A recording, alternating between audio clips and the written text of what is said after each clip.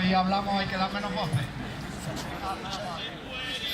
Este paso si llegamos, llegaremos sin los dientes.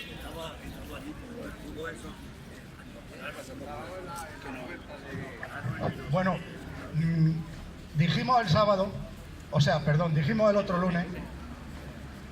Dijimos el otro lunes que íbamos a hablar de algunas cuestiones, pero los acontecimientos muchas veces superan a lo que pretende hablar, y vamos a ir hablando de lo que teníamos preparado, pero también de lo que ha acontecido nuevo en esta semana. Entonces, primero, Tú sigues a Madrid, ¿no? Valverde, ¿dónde está? Primero, el compañero Valverde se hizo, os explico una cosa. Se hicieron en Galicia una jornada que se llamaba, una jornada de la Coordinadora Estatal de Pensionistas, que se llamaba El futuro de las pensiones en el Estado español y Europa.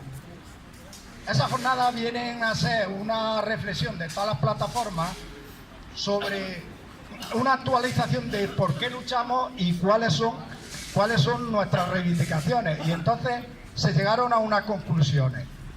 Se llegaron conclusiones en varios temas, y uno de los temas era mujer, pensiones y dependencia, y vamos a hablar un poco ligeramente de las conclusiones que se sacaron. Luego también se analizaron cómo nos ha afectado y cómo afectará a los futuros pensionistas las reformas de pensiones que se hicieron en 2011 y 2013, y también vamos a hablar un poco de las conclusiones y de cómo afecta.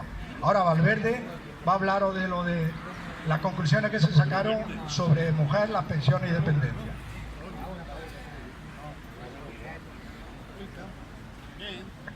Buenos días.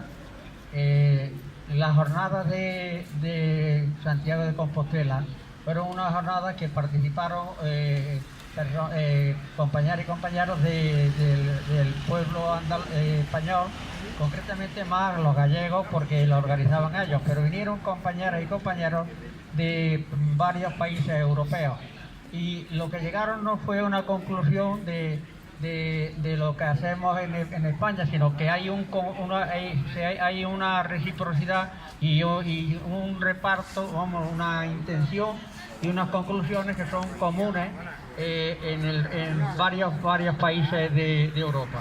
En principio, en cuanto a la cuestión de mujeres, pensiones y dependencia, pues de siempre la mujer, cuando trabaja fuera de casa, tiene doble trabajo. Trabaja en la casa y trabaja en su trabajo. Por tanto, llegaron que hay que tratar de conseguir ya en la sociedad, no como una exigencia, sino a la misma sociedad, de que se haga un reparto de los trabajos no retribuidos. Y que las mujeres, cuando tengan, las mujeres, los ingresos de las mujeres, tanto salariales como procedentes de actividades empresariales, son inferiores a los hombres, y el patrimonio poseído por las mujeres es muy inferior de los hombres. Los menores salarios se traducen en cotizaciones sociales inferiores y dan derecho a pensiones más bajas. Eso es lo que está diciendo más o menos. Para acabar, hay que acabar con la discriminación, sexualizar el trabajo no retribuido, igualar la tasa de actividad de las mujeres con el de los hombres. Es decir, que si la mujer el hombre tiene derecho al trabajo, la mujer queda en la misma posibilidad. Y que los hombres asuman parte que le corresponde trabajo no retribuido, como los permisos de paternidad, con la misma duración con los permisos de maternidad, y que sean obligatorios. Eso es una de las conclusiones que llegaron a nivel europeo. Las políticas de igualdad, de igualación y salarial y cuotas. Es decir, que si la mujer trabaja igual que el hombre, tiene que tener igual salario. Por tanto, las cotizaciones deben ser iguales. Si hay una discriminación en cuanto a salario, las cotizaciones son inferiores, y por tanto luego las pensiones son inferiores también. Y esto es, en definitiva, más o menos, en grandes rasgos, pequeños rasgos y muy sintético, porque no me quiero extender más, lo que en sí, pero el fondo de la cuestión es que existe todavía en Europa también la brecha de género. Y esto hay que eliminarlo, porque somos iguales para todos, pues vamos a hacerlo para, si somos iguales, igual de responsables, hay que ser también igual de receptores de beneficios si los hay. Vamos a compartir, que se comparta el trabajo retribuido y no retribuido entre hombre y mujer, y también que se dé más opción a la mujer y se compatibilice la actividad familiar con la actividad laboral. Y que la mujer es una de las aspiraciones que nosotros desde la plataforma de Linares hemos, con la coordinación hemos defendido, que se tenía que hacer una especie de exigencia al gobierno y a la sociedad de esta cantidad de mujeres que no trabajan porque tienen que dejar su trabajo, no trabajan fuera de casa porque tienen que dejar su trabajo. ¿Para qué? En principio cuando paren tienen que criar a los chiquillos y al menos tienen que estar 4 meses. Vamos a compartirlo. Pues si son 8 meses también. Y otra de las cuestiones que tienen normalmente cuando tenemos un familiar que es dependiente o es ya mayor, ¿quién cae siempre sobre las mujeres? Bueno, pues vamos a cambiar también un poquito, vamos a cambiar la forma, porque si no, no romperemos nunca la brecha de género y la mujer estará siempre en inferioridad de condiciones con respecto al hombre.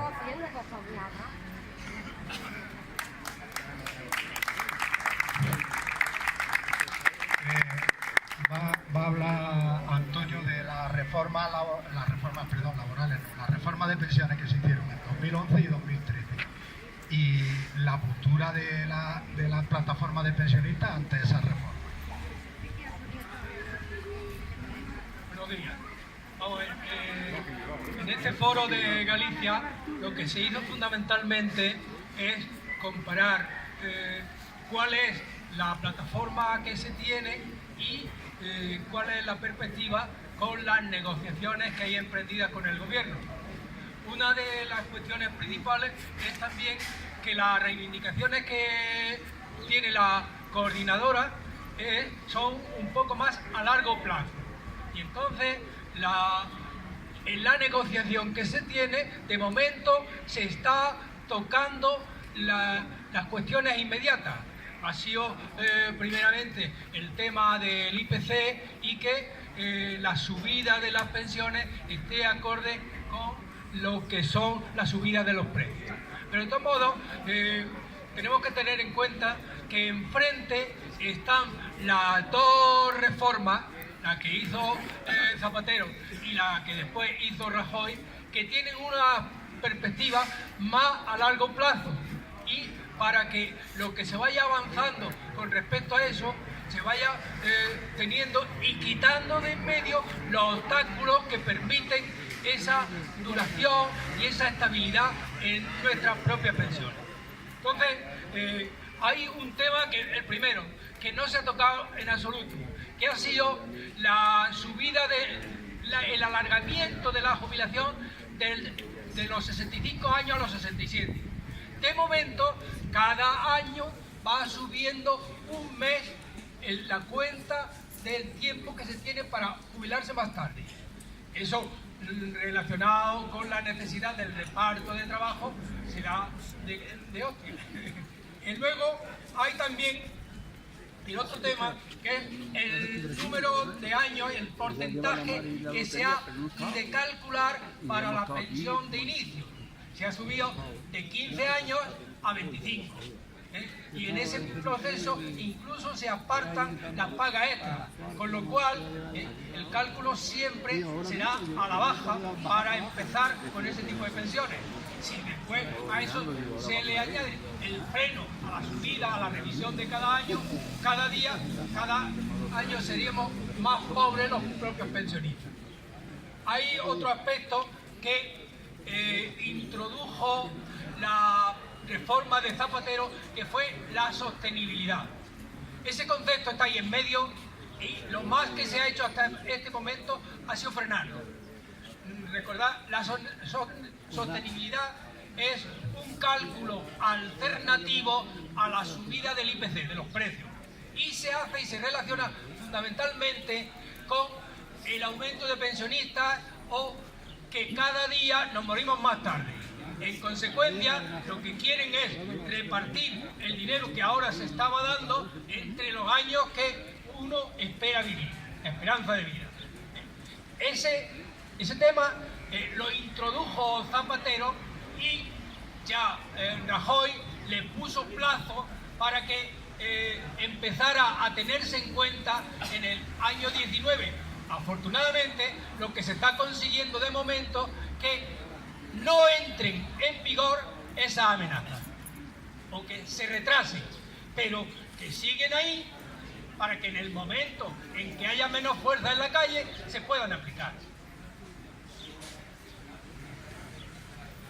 También hay el índice de revalorización, es también un sistema intermedio entre el de sostenibilidad y la revalorización cada año de lo que es la subida de precios al consumo.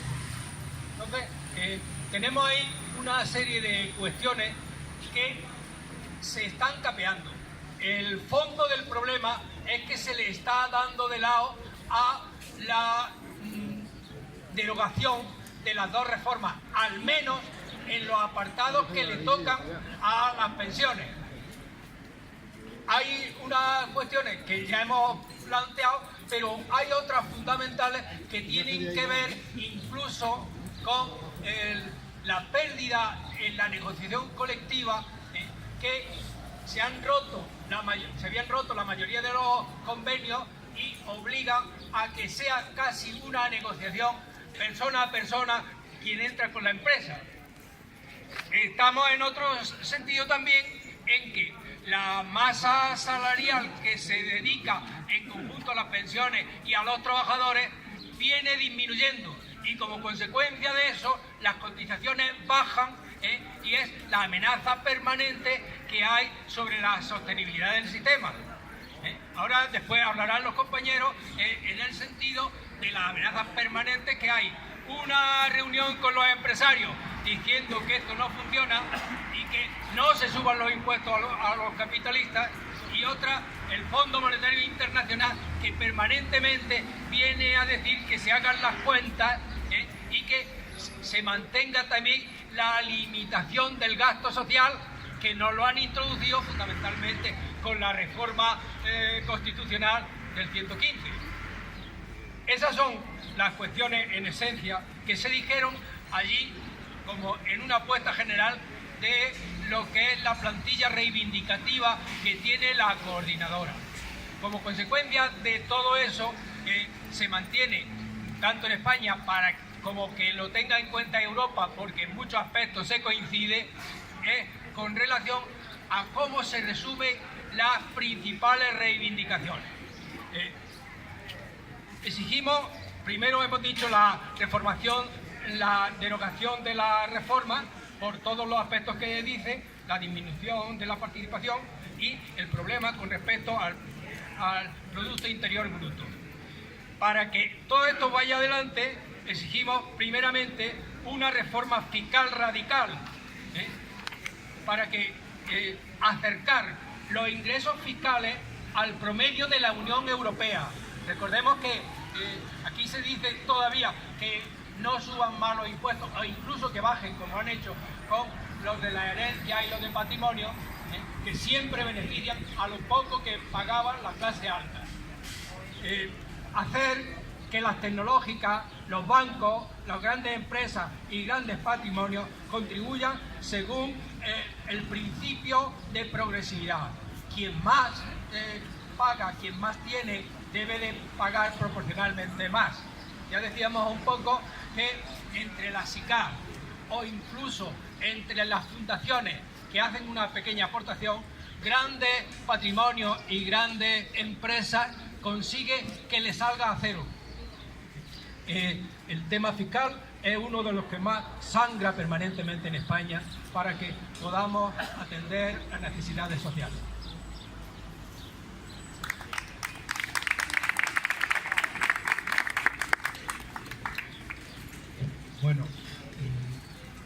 Joan os va a hablar pues de la actualidad de lo que ha pasado en esta semana en materia de pensiones. Hola, buenos días. Yo voy a hacer referencia al capítulo que hace, al capítulo 1 de ese, en principio, llamémosle preacuerdo o acuerdo de gobierno, ¿no?, que han establecido entre Unidos Podemos y el gobierno y PSOE, que en definitiva en estos momentos, a día 15, lo debemos de considerar como una manifestación simplemente de intenciones, es decir, una declaración de intenciones. Eso es lo que se pretende hacer. Desde la declaración de intenciones hasta que todo lo que han acordado se vea contemplado en alguna ley que emane del Parlamento, quedará un trecho. Y todos sabemos, por la información que tenemos en los medios de comunicación, pues la cantidad de dificultades que van a tener, no solamente entre los partidos de la oposición, sino, como decía Antonio antes, en cuanto a la banca, en cuanto a los empresarios, incluso en cuanto a Europa. Sabéis que hoy día 15 el gobierno tiene que presentar en Bruselas la propuesta de presupuesto. Y bueno, hay muchos analistas que esperan que le empiecen a recortar también a las intenciones que tienen. Por tanto, desde que vemos esto, que es lo que vamos a entrar ahora, solamente en el capítulo 1 y en el último, que hace referencia a lo último que decía Antonio, que era el tema de la fiscalidad, desde que lo firman, desde que firman el acuerdo que vimos los días en televisión, hasta que esto se convierta en realidad, tenemos que estar muy atentos.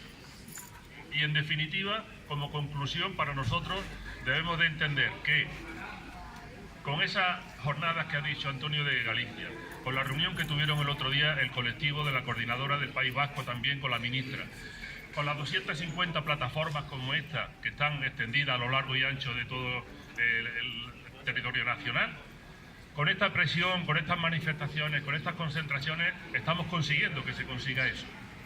Por tanto, debemos de seguir alerta, debemos de seguir manteniendo la presión hasta que estos acuerdos realmente se vean después reflejados en el Boletín Oficial del Estado. Es decir, que cuando sean ley, hayan pasado por el Parlamento, entonces empezaremos a creer.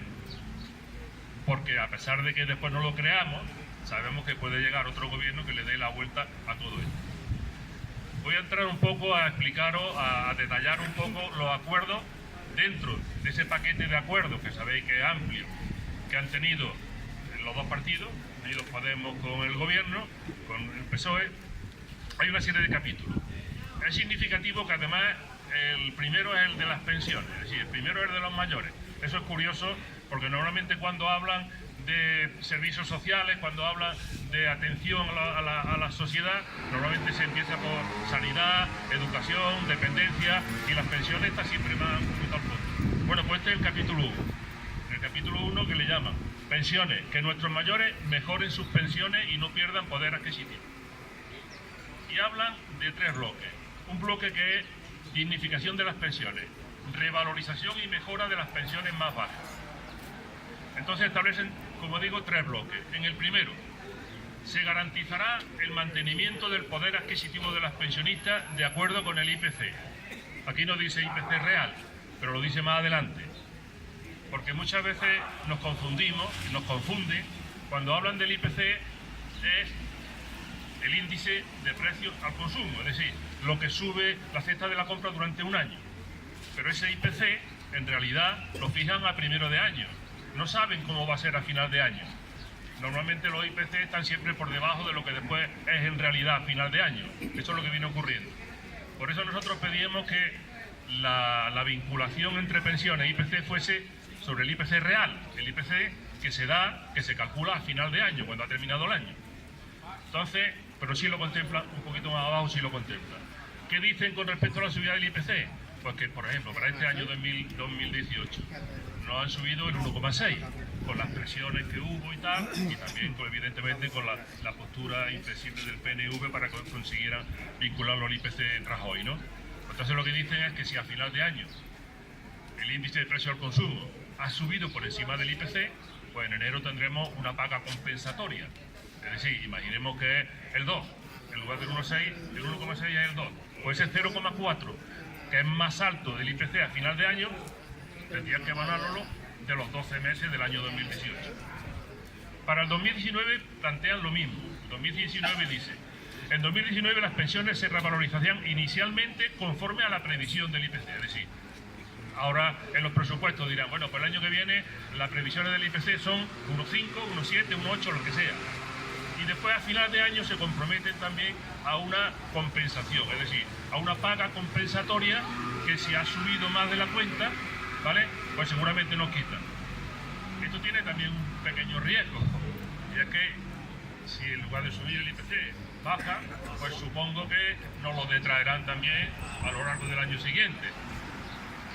Eso está por ver, porque normalmente siempre el IPC se quedan por debajo, pero que estemos atentos, porque si pedimos el IPC real y nos suben el 1,6 y después al final de año dicen que ha subido solamente el 1, nos han pagado 0,6 de más.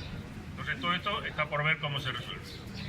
Así que aquí, ya digo, sí se recoge al final que para el futuro, dice, en el marco de la reforma integral del propio sistema, se incorporará a la normativa de la Seguridad Social la revalorización de las pensiones conforme al IPC real, es decir, que plantean ya medidas de futuro, no solamente para el 2018 y el 2019, sino que también plantean medidas para que en el futuro se recoja por ley que siempre las pensiones se revaloricen con el IPC real.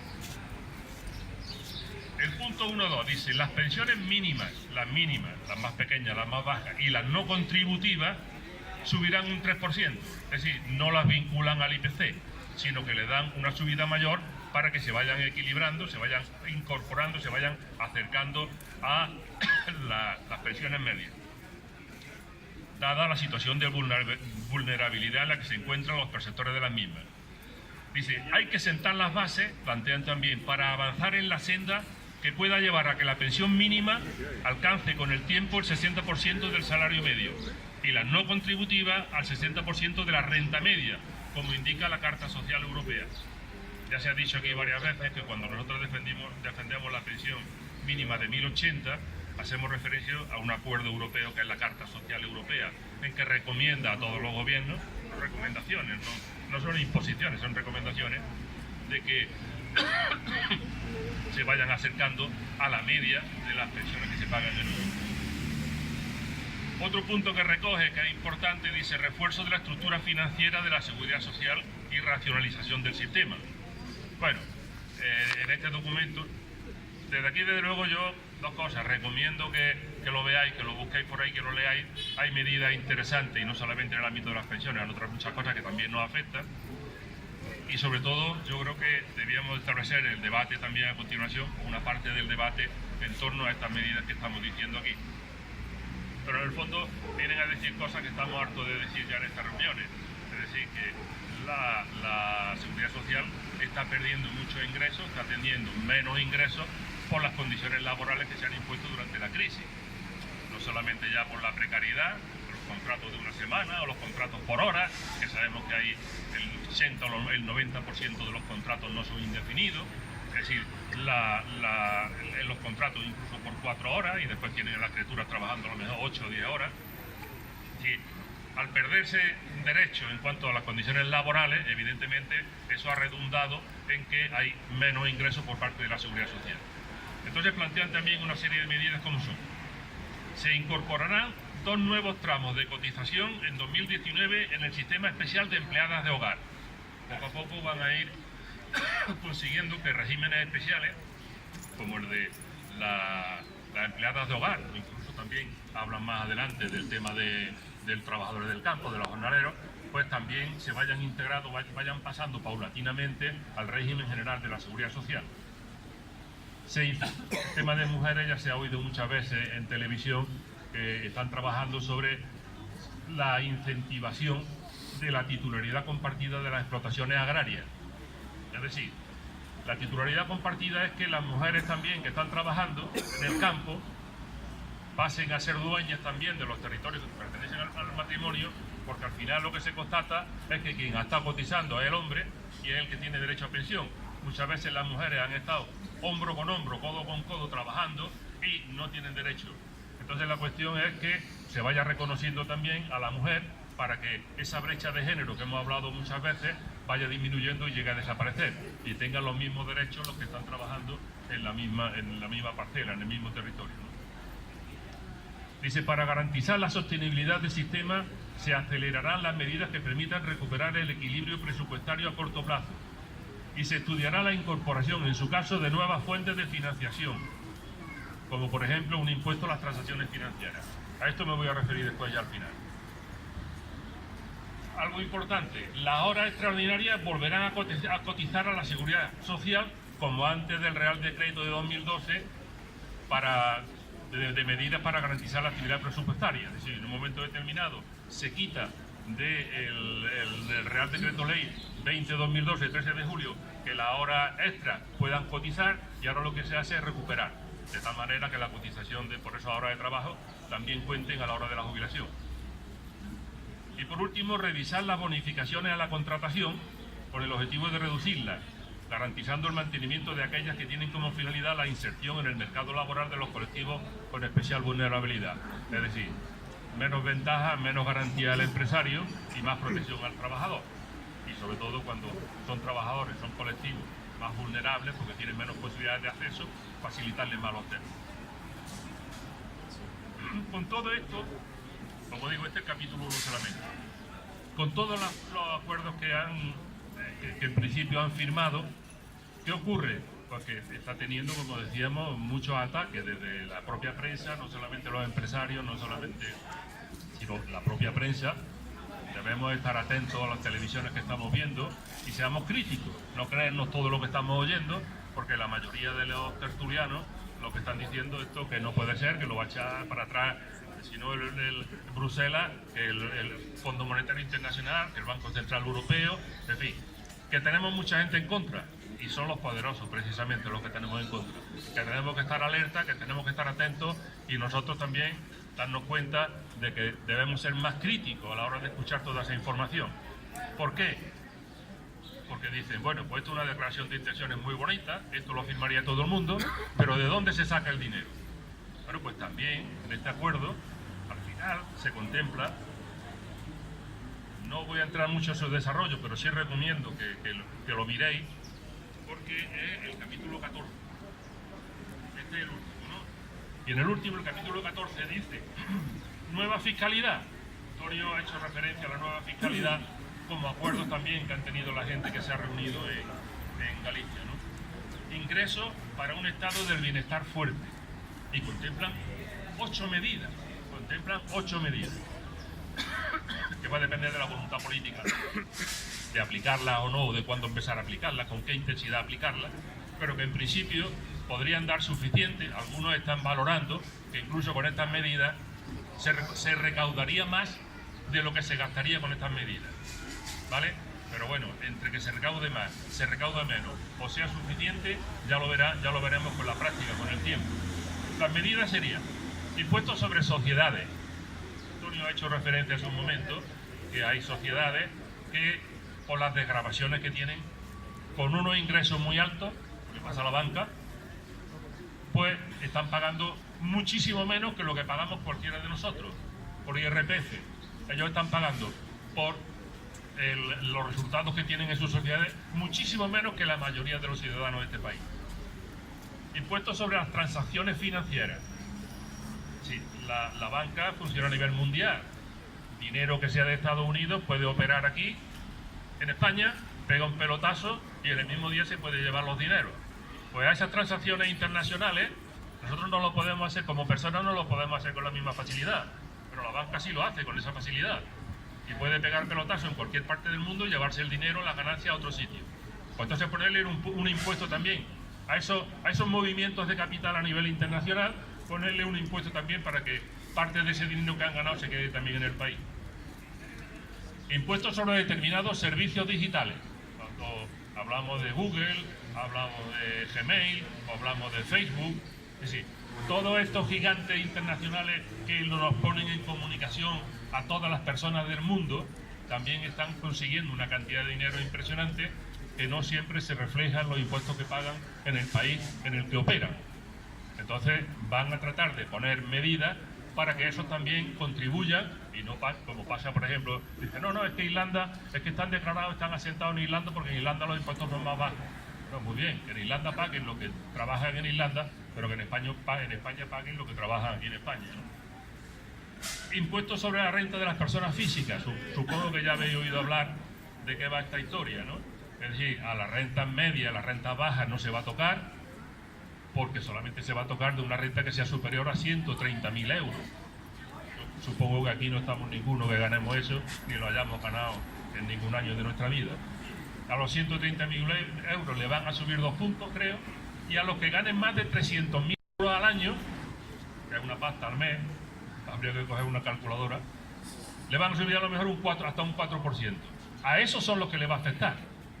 A esos son los que en principio están contemplando que le va a afectar. Impuestos sobre el patrimonio, lo mismo, Antonio lo decía, ¿no? Aquí tenemos todavía gente de la Edad Media viviendo en España con unas grandes extensiones de terreno, tienen unos patrimonios impresionantes y que seguramente pagan muchísimo menos de lo que pagamos nosotros por una pensión o hemos cobrado antes o hemos pagado antes por una nómina, ¿no? El IVA, el impuesto sobre el valor añadido, también van a retocar algo, sobre todo cuando habla de fiscalidad y género. Parece que ahora estaban tratando de que algunos aspectos, por ejemplo, del cuidado, de la limpieza de las mujeres, de los niños pequeños y tal, que le iban a reducir el IVA, que estaban pagando cosas muy altas. Y un punto que queda aquí como muy genérico, pero que esperemos que, porque esto ya se ha debatido mucho, que era la lucha contra el fraude. Sabemos que aquí en España una de las medidas por las cuales se podía ingresar más dinero es la lucha contra el fraude. Siempre se ha dicho, bueno, hombre, si hubiese más inspectores de Hacienda, probablemente se podían recaudar. A veces hemos oído a Gesta, ¿no?, que es el sindicato de la gente que trabaja en Hacienda, decir que el fraude anualmente, si se trabajara a fondo con las grandes empresas, no muchas veces que se distraen con los más pequeños, con las grandes empresas podíamos recuperar pues hasta 40.000 millones de euros al año. Y para mi gusto aquí le falta un punto que es el 9, que es recuperar